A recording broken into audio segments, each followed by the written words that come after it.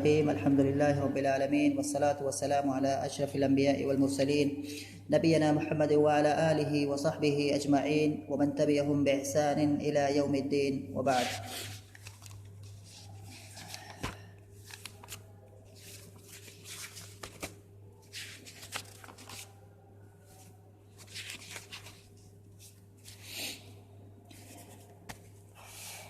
پچھلے والے درس میں یعنی کہ ادب عربی کے اس پیریڈ میں جو ادب عربی کا جو مادہ ہے، اس مادے میں جو پچھلا پیریڈ تھا یا پچھلا جو درس تھا، اس کے اندر ہم ایک شاعر کا کلام پڑھ رہے تھے جس کا نام ہے الحریری، اور جس شاعر کی وفات سن 516 ہجری میں ہوئی ہے. اور وہاں پر ان کے بارے میں تھوڑا سا میں نے بتایا تھا. ان کی بہت ہی مشہور کتاب ہے مقامات الحریری، جو کہ عربی ادب کی مطلب ایک عمدہ اور زبردست کیا ہے کتاب ہے. اس کی کافی چرچائیں ہیں، کافی شہرت اس کی ہوئی. لوگ کیا ہے اس کو سیکھنے کے لیے الگ الگ ملکوں سے ان کے پاس آ رہے تھے سیکھنے کے لیے، اور دنیا کے الگ الگ حصوں میں کیا ہے اس پر دراسہ ہوا اور بہت ساری چیزیں ہیں مطلب. تو اس کا نام ہے مقامات الحریری، اور دماغ میں بس اتنا رہنا چاہیے. اگر مطلب پڑھنا ہو تو کافی ڈیفیکلٹ اس کی عبارتیں ہیں، کافی مطلب جو ہے میں اس اسٹیج پر کیا ہے اس کو پڑھنے کی مطلب مشورہ نہیں دوں گا کہ اس کو جا کر کے پڑھو، لیکن کیا ہے اتنا جانو کہ مطلب یہ مقامات الحریری ان کی بہت ہی عظیم کتاب ہے.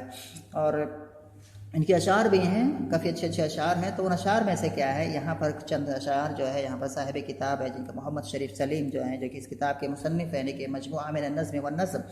ان کا طریقہ یہی ہے کہ مطلب الگ الگ زمانے میں الگ الگ جو شعراء گزرے ہیں ان کے اشعار میں جو مطلب جو خوبصورت جو اچھے اشعار ہیں، جو مطلب اچھی ہمیں مطلب عادتیں، اچھے اخلاق، اچھے معنی ہمیں سکھاتے ہیں. تو یہ ان کا طریقہ ہے کہ جہاں بھی کہیں ملتا ہے کوئی شاعر تو اس کے اس طرح کا شاعر ملتا ہے تو اس کے کلام سے کچھ چیزیں کیا ہے وہاں سے لے کر کے یہاں ان کو ذکر کرتے ہیں، اور یہاں پر انہوں نے اکٹھا کر دیا ہے. یہی معنی ہے مجموعہ کا، یعنی کہ اکٹھا کیا ہوا، یعنی کہ الابیات المجموعہ، ابیات المجموعہ، یعنی کہ اکٹھا کیے ہوئے ابیات ادب کی مختلف کتابوں سے یا الگ الگ شعراء کے الگ الگ جو ہے کلام سے.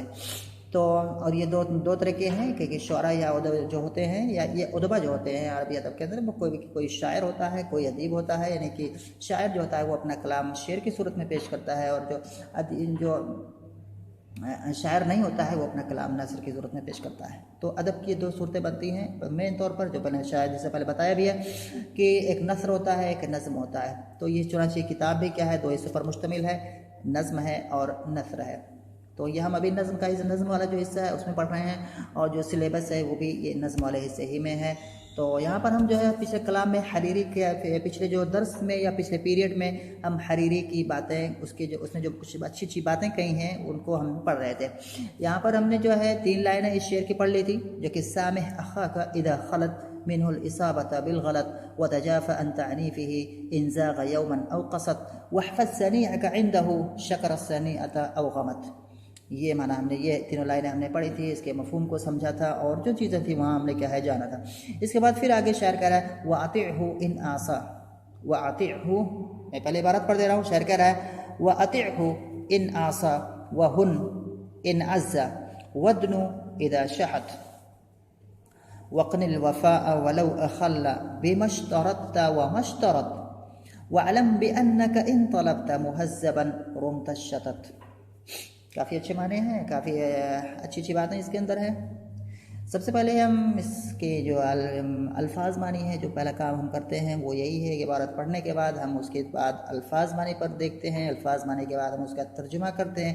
ترجمے کے بعد ہم اس کے مفہوم کو واضح کرتے ہیں. مفہوم کو واضح کرنے کے بعد پھر نحوی یا صرفی اگر اس میں کچھ مسائل ہیں جن کو بتانا مناسب ہوتا ہے تو پھر ہم اس کو بتاتے ہیں. تو یہ طریقہ ہوتا ہے. تو سب سے پہلا اسٹیپ ہم آتے ہیں اس کے الفاظ معنی پر دیکھتے ہیں. وَأَطِعْهُ یہاں پر جو ہے وَأَطِعْهُ، اطع یہ باب فعل سے آتا ہے، اطاع یطیع، اطاع یطیع، اور اسی سے جو ہے تطیع سے جب امر حاضر کا صیغہ بنائے گئے واحد مذکر حاضر کا تو بنے گا اطع. تو اطع یہ امر کا ہے، واحد مذکر حاضر کا صیغہ ہے. وَأَطِعْهُ اور ہو کی ضمیر جو یہاں پر جا رہی ہے، جو سب سے پہلے انہوں نے اخاکا، اسی کی طرف ضمیر جا رہی ہے. وَأَطِعْهُ اے وَأَطِعْ اخاکا. ان آسا، آسا اس کا معنی ہے آسا، نافرمانی کرنا. وَأَطِعْهُ ان آسا وَهُنْ ہانا یہون، اس کے معنی ہوتے ہیں ذلہ ذلیل ہونا، حقرا حقیر ہونا، لانا نرم ہونا. یہاں ہم مانگیں گے نرمی اختیار کرنا، لانا یعنی کہ نرم ہو جانا. ان عزا، عزا معنی ہوتا ہے غالب ہونا، یہ معنی ہوتا ہے یہاں کے عزا معنی غالب ہونا. اور یہاں پر مراد ہے کہ عز یعز، جی عز اس کے جو باب ضربہ سے آئے گا عز یعز، اور جو غالب ہونے کے معنی میں ہے. اور یہاں پر معنی ہے کہ سخت ہو جانا. اگر تمہارا بھائی تمہارے ساتھ سختی کا برتاؤ کرے تو تم اس کے ساتھ نرمی کا برتاؤ کرو. ابھی ہم اس کے مفہوم پر آئیں گے تو وہاں پر وہ چیز واضح ہوگی. ودنو، اور یہاں پر بھی یہ امر حاضر کا صیغہ ہے دنا یدنو، دنون، اس کے معنی ہوتے ہیں قریب ہونا. تو یہاں پر کہہ رہا ہے کہ ودنو، ودنو اذا شحت، اور شحت کا معنی یہ بھی باب سمیہ سے ہے، یہ فعل ماضی ہے. شحیت یشحت، شحیت یشحت، اس کے معنی کیا ہوتا ہے دور ہونا، ابتعادہ کے معنی میں ہے. شحیت یشحت ابتعادہ کے معنی میں جب وہ دوری اختیار کرے. اس کے بعد ہے وقن الوفاء، قنا یقنی کے معنی ہوتا ہے حفاظت کر کے کسی چیز کو رکھنا، حفاظت کرنا. وقنی الوفاء، وفا کے معنی ہوتا ہے وفاداری. وفا یفی وفاء مصدر ہے باب ضربہ سے ہے. ولو اخل، اخل یخل اخلالا باب فعل سے ہے، یہ فعل ماضی ہے، اس کے معنی ہوتا ہے کوتاہی کرنا. قصر کے معنی ہے. ولو اخل بما اشترطت، اشترطت یہ فعل اور فاعل دونوں اس میں آئے ہوئے ہیں. اشترط معنی شرط لگانا، او وما اشترط، اور جس کی وہ شرط لگائے. وَاعْلَمْ بِأَنَّكَ إِن طَلَبْتَ مُهَذَّبًا، مہذب معنی کہ بالکل نقص سے، عیوب سے، غلطیوں سے پاک صاف، جس کو کیا ہے مہذب یعنی کہ پاک صاف کر دیا گیا ہو نقائص سے، عیوب سے، غلطیوں سے، تو اس کو مہذب کہا جاتا ہے. باب تفعیل سے آتا ہے، اس میں مفعول کا صیغہ ہے مہذب. رمتا، یہاں پر رام یا روموں کے معنی ہوتے ہیں قصد کرنا، رمتا، اور یہ واحد مذکر حاضر کا صیغہ ہے رام یروم.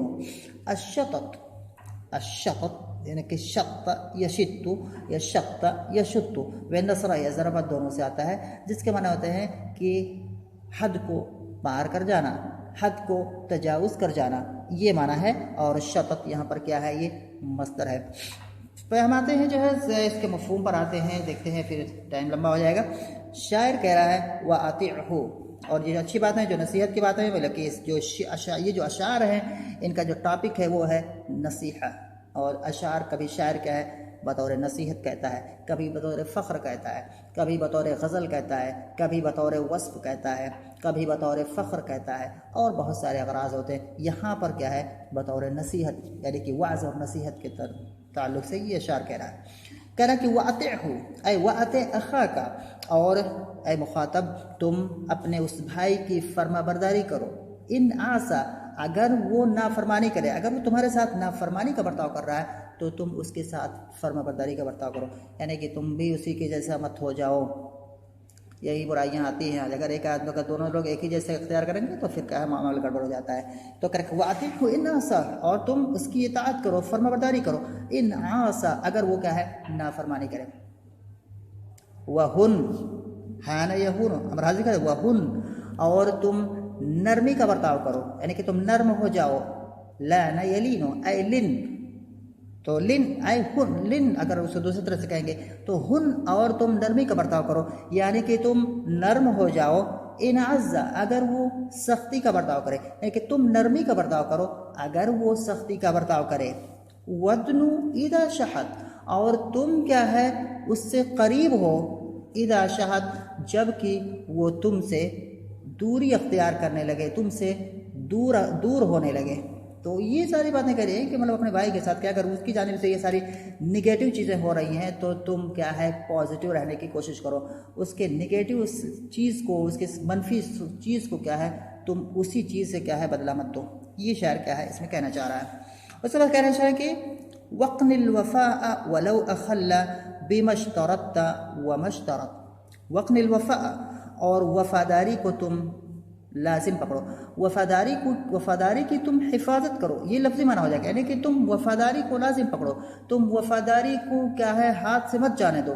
یعنی کہ تمہاری جو وفاداری ہے اس تمہارے بھائی کے تئیں، تم وفاداری کو کیا ہے لازم پکڑو، اس وفاداری کی تم کیا ہے حفاظت کرو جس کو تم ابھی تک کرتے ہوئے آ رہے تھے.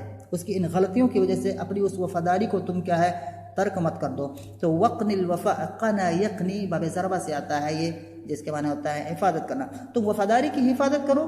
ولو اخل بما اشترطت وما شرط، اگرچہ وہ اخل ای اخل اخوک، اگرچہ تمہارا بھائی کوتاہی کرے، بیما اس چیز کے اندر، اشترطت ہو جس کی تم نے شرط لگائی ہے، ومشترط اور اس چیز میں کوتاہی کرے، بے مشترط ہو ومشترط جس چیز کو میں کیا ہے، جس چیز کی تم نے شرط لگائی ہے اور جس چیز کی کیا ہے اس نے شرط لگائی ہے. تو تم دونوں نے اگر پہلے کسی چیز کے بارے میں کوئی شرط لگائی ہے یا کوئی معاہدہ کیا ہے کہ بھائی ایسا ایسا رہے گا یا ایسا ایسا ہم رہیں گے یا اس طرح سے کریں گے، تو تم کیا ہے اس کے ساتھ وفاداری کا برتاؤ کرو، اگرچہ وہ اس معاہدے میں یا اس جو ہے جو ایک عہد و پیمان ہے اس میں کیا ہے وہ کوتاہی کرنے لگے، اس کو کیا ہے توڑنے کی کوشش کرے یا اس میں جو ہے کوئی جو ہے کمی لانے کی کوشش کرے.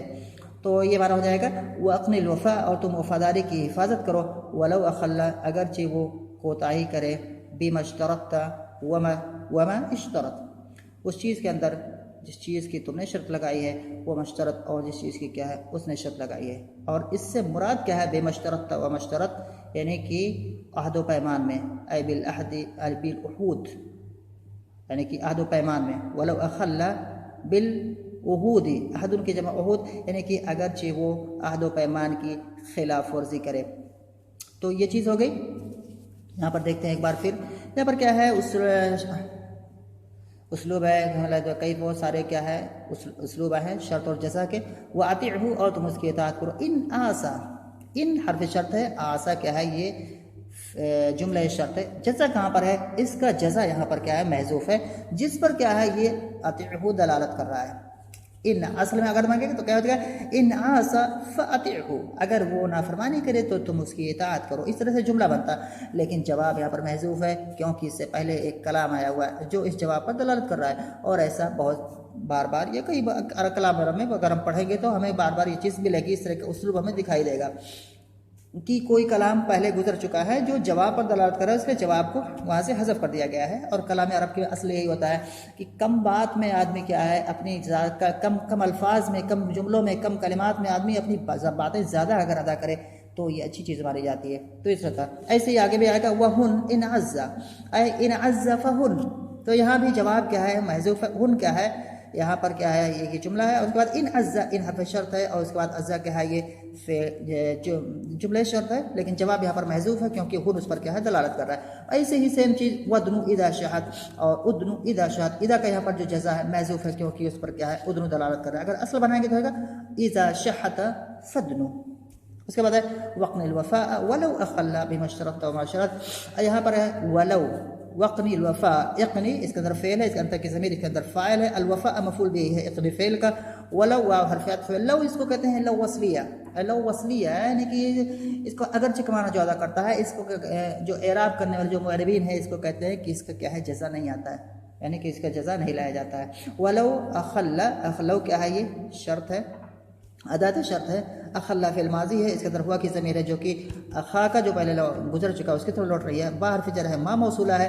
اشترطہ اصل میں ہے، یہ پورا کا پورا جملہ ما موصولہ کا صلہ ہے، اور یہ موصول صلہ یہ معطوف علیہ ہو گیا. واو حرف عطف، یہاں بھی ما موصولہ ہے. اور اشترطہ ہوا اصل میں اشترطہ فعل ہوا، اس کے اندر ضمیر فاعل ہے، اور یہاں بھی ضمیر مفعول کی جو ہے اس کی طرف لوٹ تھی وہی مفعول کیا ہے وما اشترطہ. اس طرح سے اصل عبارت ہے جو کہ ضمیر کیا ہے جو کہ فضلہ ہے یہاں پر کیا ہے محذوف ہو گیا. تو اس طرح سے کیا کہ یہ بھی موصول اور صلہ مل کر کے یہ معطوف ہو جائے گا اس پر، اور معطوف علی المعطوف پھر یہ مجرور ہو جائے گا باہر فجر کا جر مجرور متعلق ہو جائے گا اقل فعل سے، اور یہ کیا ہے پورا ایک لو کا شرط ہو جائے گا. لیکن لو کا جزا یہاں پر نہیں آئے گا کہ لو یہ وصلیہ ہے. تو اتنا جو ہے معنی ہے، اس پر ہم اتفاق کرتے ہیں. انشاءاللہ جو لائنیں آگے چند لائنیں بچی ہوئی ہیں اس کو ہم انشاءاللہ کل کمپلیٹ کرنے کی کوشش کریں گے، اور یہ چیزیں جو ہے جو میں نے بتائی تو بتانا ضروری تھا. پھر انشاءاللہ ملتے ہیں اگلے درس.